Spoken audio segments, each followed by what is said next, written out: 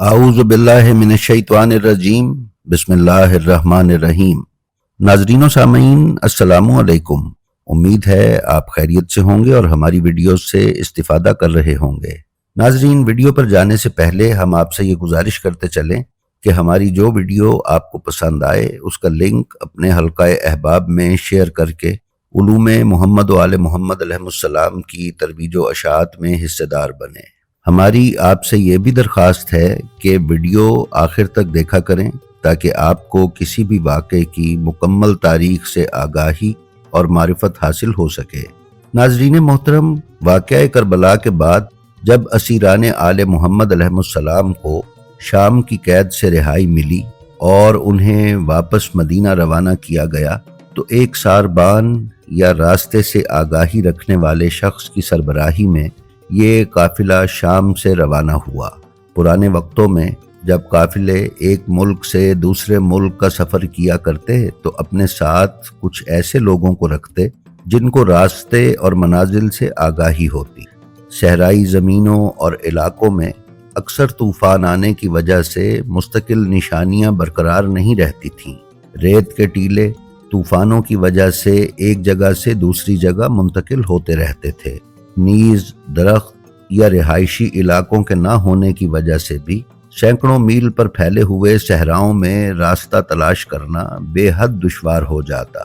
اس لیے قافلے والے اپنے ساتھ راستہ بتانے والوں کو رکھا کرتے جو ستاروں اور کچھ دوسری نشانیوں سے قافلے کو درست سمت پر رکھا کرتے تھے۔ اسی طرح اسیران کربلا کا قافلہ شام سے روانہ ہوا تو قافلے کے ساتھ ایک راستہ بتانے والے ماہر کو بھی روانہ کیا گیا جس کا نام بشیر بن جزلم تھا۔ شیعہ تاریخ نے بشیر بن جزلم کو بہت اچھے الفاظ سے یاد کیا ہے۔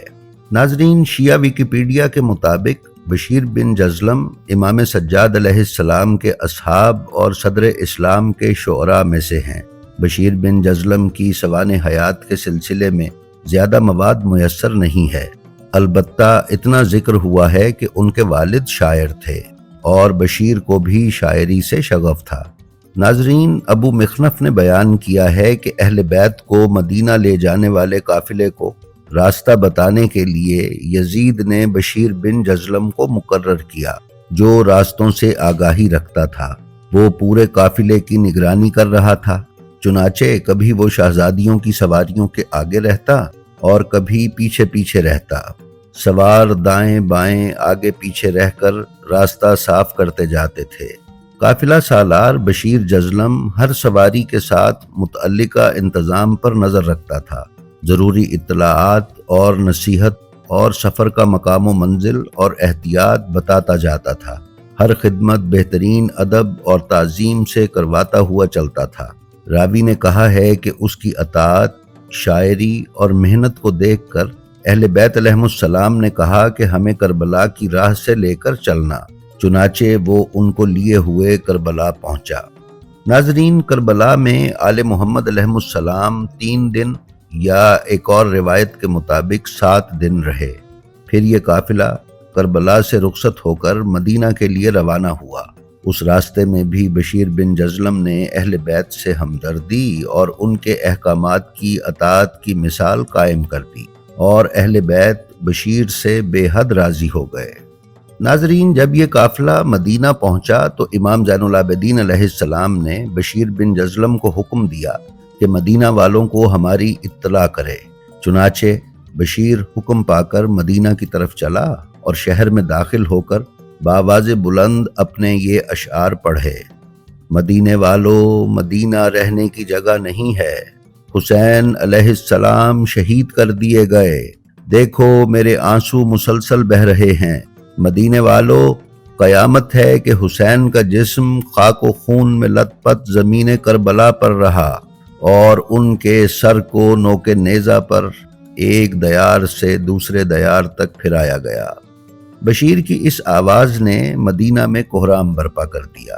کتاب ریاض القدس میں بیان کیا گیا ہے کہ اسی عالم میں بشیر بن جزلم کی ایک بچے پر بھی نظر پڑی جو سر راہ کھڑا ہوا تھا۔ بشیر قریب پہنچا، بچے نے بڑھ کر راستہ روکا اور کہا کہ بشیر، مولا تو شہید ہو گئے، یہ بتائیے کہ کیا میرے بابا آئے ہیں یا نہیں؟ بابا آئے ہوں تو میں اچھے کپڑے پہن کر آؤں ورنہ سیاہ لباس پہن لوں۔ بشیر نے پوچھا، فرزند تمہارے بابا کون ہیں اور تم کس کے انتظار میں ہو؟ بچے نے کہا، میرا نام عبید اللہ ہے اور میرے بابا عباس علمدار علیہ السلام ہیں۔ ناظرین، بشیر بن جزلم یہ سن کر تڑپ اٹھے اور سر جھکا کر بولے، بیٹا اب ماتمی لباس پہن لو، تمہارے بابا کربلا کے میدان میں شہید ہو گئے ہیں۔ ناظرین، مورخین نے لکھا ہے کہ واقعہ کربلا کے بعد بشیر بن جزلم نے مدینہ میں بی بی ام البنین سلام اللہ علیہا سے ملاقات کی تاکہ ان کے بیٹوں کی شہادت کی خبر انہیں سنائیں اور تعزیت کریں۔ انہیں امام سجاد علیہ السلام نے بی بی ام البنین سلام اللہ علیہا کی طرف بھیجا تھا۔ حضرت ام البنین سلام اللہ علیہا نے بشیر بن جزلم کو دیکھنے کے بعد فرمایا، اے بشیر بن جزلم، امام حسین علیہ السلام کے بارے میں کیا خبر لائے ہو؟ بشیر نے کہا، خدا آپ کو صبر دے، آپ کے بیٹے عباس شہید ہو گئے۔ بی بی ام البنین سلام اللہ علیہا نے فرمایا، مجھے حسین علیہ السلام کی خبر بتاؤ۔ بشیر بن جزلم نے ان کے باقی بیٹوں کی شہادت کی اطلاع بھی انہیں دی، لیکن حضرت ام البنین سلام اللہ علیہا مسلسل امام حسین علیہ السلام کے بارے میں پوچھتی رہیں اور صبر و استقامت سے بشیر سے مخاطب ہو کر فرمایا، اے بشیر، مجھے ابی عبداللہ الحسین کی خبر بتاؤ، میرے بیٹے اور جو کچھ اس نیلے آسمان کے نیچے ہے ابا عبداللہ الحسین علیہ السلام پر قربان ہوں۔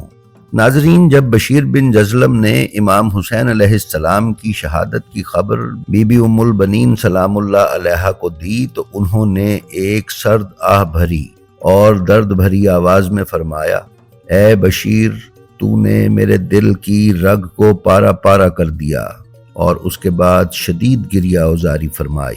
ناظرین، اس روایت میں بی بی ام البنین سلام اللہ علیہا کا بشیر کا نام لے کر اس کو مخاطب کرنا یہ بتاتا ہے کہ بشیر خاندان آل محمد کے لیے غیر معروف شخصیت نہ تھے۔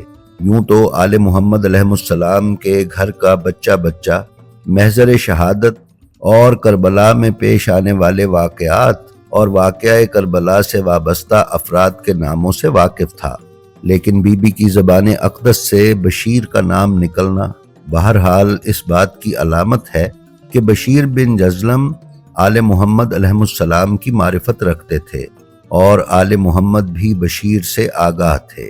ناظرین، یہ مضمون جو ہم نے آپ کی خدمت میں پیش کیا ہے، اس سے زیادہ معلومات فی الحال بشیر بن جزلم کے بارے میں دستیاب نہیں ہو سکی۔ تحقیق کا دروازہ کھلا ہے، ہو سکتا ہے کہ کسی دن کربلا اور کربلا سے وابستہ ہستیوں کے بارے میں جامع معلومات اور تفصیلات سے ہم آگاہ ہو جائیں۔